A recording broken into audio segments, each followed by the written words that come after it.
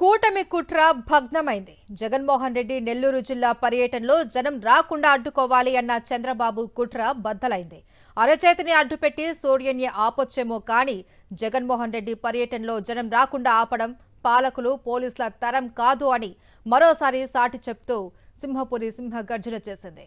Emergency మించిపోయి కూటమి పాలకులు వారి కనుసన్నల్లో పోలీసులు రెడ్ బుక్ రాజ్యాంగాన్ని అమలు చేసినా జగన్మోహన్ రెడ్డి పర్యటనకు జన సునామీ పోటెత్తింది.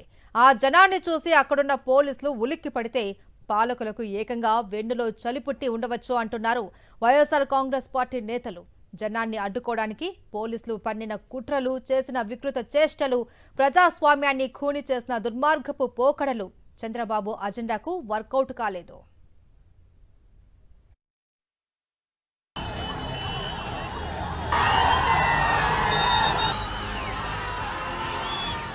భారతదేశ చరిత్రలోనే అత్యంత నిరంకుశ పాలన ఎమర్జెన్సీ సమయంలో చూశాం. ఏపీలో చంద్రబాబు నాయుడి కూటమి పాలన ఎమర్జెన్సీ కన్నా 1000 రెట్లు ఘోరం. జగన్మోహన్ రెడ్డి జనంలోకి వస్తే భయం, జగన్ సభలకు జనం తరలి వస్తే భయం, జగన్ చెప్పేది జనం వింటే భయం, జనం గోడు జగన్ వింటే భయం. అసలు జగన్మోహన్ రెడ్డిని చూస్తేనే తెలియని భయం.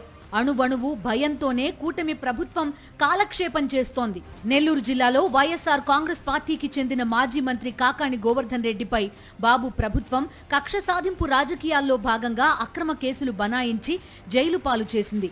6 సార్లు ఎమ్మెల్యే అయిన నల్లపురెడ్డి ప్రసన్న కుమార్ రెడ్డి నివాసంపై కొద్ది రోజుల క్రితం టీడీపీ గూండాలు దాడి చేసి విధ్వంసం సృష్టించారు.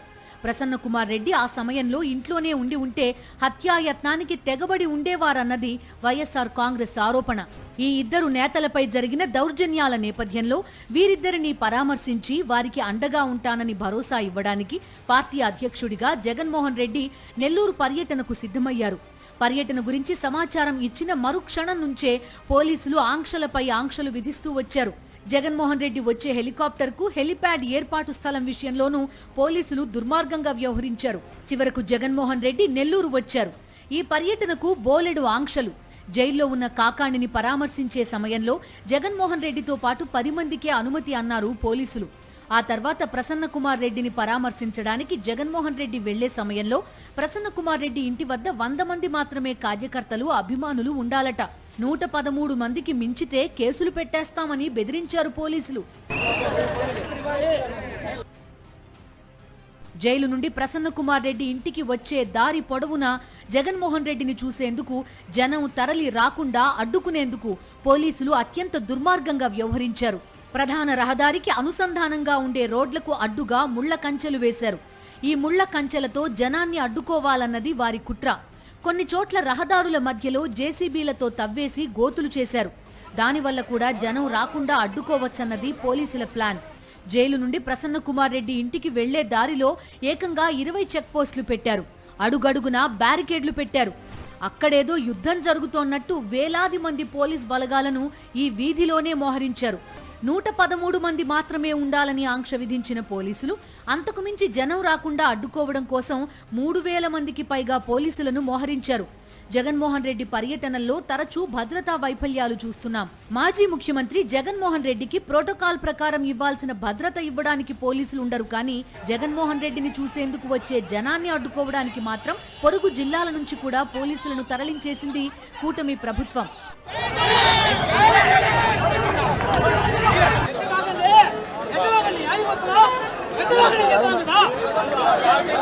నల్లపురెడ్డి ప్రసన్న కుమార్ రెడ్డి నివాసం వద్ద పోలీసుల ఓవర్ యాక్షనే. పోలీసుల ఆంక్షలు ఖాతరు చేయకుండా, ముళ్ల కంచెలను లెక్క చేయకుండా, బారికేడ్ల అడ్లను అధిగమిస్తూ వేలాదిగా జనం జగన్మోహన్ రెడ్డిని చూసేందుకు పోటెత్తారు. చూస్తూ ఉండగానే అది జన సునామీని తలపించింది. ఇంత జనాన్ని చూడగానే పోలీసులకు ఏదో గుర్తుకొచ్చింది. వెంటనే వారిపై విచక్షణారహితంగా లాఠీచార్జ్ చేశారు.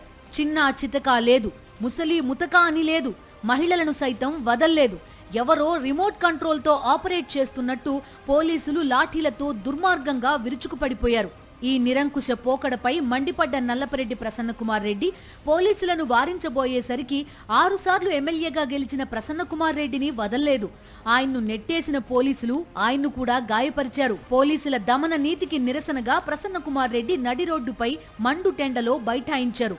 జగన్మోహన్ రెడ్డి వచ్చే వరకు ఇక్కడి నుంచి కదిలేది లేదని భీష్మించారు. మహిళలను కూడా చూడకుండా లాఠీ చార్జీ చేశారు. నన్నైతే గోళ్లతో గిచ్చారు, లాఠీతో కొట్టారు. అతన్ని నేను గుర్తుపట్టగలను. ఏది ఏమైనా ప్రజాస్వామ్యంలో ఇది మంచి సాంప్రదాయం కాదు. అధికారం ప్రతిపక్షం అనేవి ఉంటాయి. ఈ రోజు చంద్రబాబు నాయుడు గుండెల్లో రైళ్లు పరిగెడుతున్నాయి. జగన్మోహన్ రెడ్డి గారు జిల్లాల్లో పర్యటిస్తుంటే స్వచ్ఛందంగా వేలాది మంది ప్రజలు ఇంటికొకరు లెక్కను చేసి ఓరకం జరుగుతున్నారు. ఇది చూసి ఓర్చుకోలేక ఓరలేక ఇటువంటి దాడులు చేయించి ప్రజాస్వామ్యాన్ని అపహాస్యం పాలు చేస్తున్నారు. ఏది ఏమైనా మా నాయకుడు వచ్చేదాకా నేను ఇక్కడ నుంచి లేను. అరెస్ట్ చేస్తారా చేసుకోమని. బ్రిటిష్ కాలం నాటి నిరంకుశ పోకడలను మించిపోయి ఏపీ పోలీసులు అత్యంత దుర్మార్గంగా వ్యవహరిస్తున్నారని వైఎస్ఆర్ కాంగ్రెస్ కార్యకర్తలు ఆరోపిస్తున్నారు. ముళ్ల కంచెలు, బారికేడ్లు తమకి అడ్డంకి కావన్నారు. జగన్మోహన్ రెడ్డిని చూసేందుకు అవసరమైతే ప్రాణత్యాగాలకు సైతం తాము సిద్ధమేనని కార్యకర్తలు ఉద్వేగంగా నినదించారు. ఇదేదో స్వాతంత్ర సమరయోధంలో బ్రిటిష్ వాళ్ళు ఏ విధంగా అయితే మన ఇండియా వాళ్ళని ఇబ్బంది పెట్టారో రానియకుండా ఆ విధంగా ఉంది ఇది. అడుగడిగిన పోలీసులు పెట్టి బారికేడ్లు పెట్టి ఒక కార్యకర్త వాళ్ళకి అభిమానించే నాయకుడిని చూసుకునే దానికి వస్తుంటే చూడనీయకుండా ఆంక్షలు పెట్టి పోలీసు వాళ్ళు కొట్టించా లాఠీ చార్జీ చేస్తా అడుగడుగున కెమెరాలు పెట్టి ఏ విధంగా బంధిస్తారు. మీరు మనుషులైనా ఆపగలరేమో కానీ జగన్మోహన్ రెడ్డి మీద ఉన్నట్టు ప్రేమ ఆపలేరు.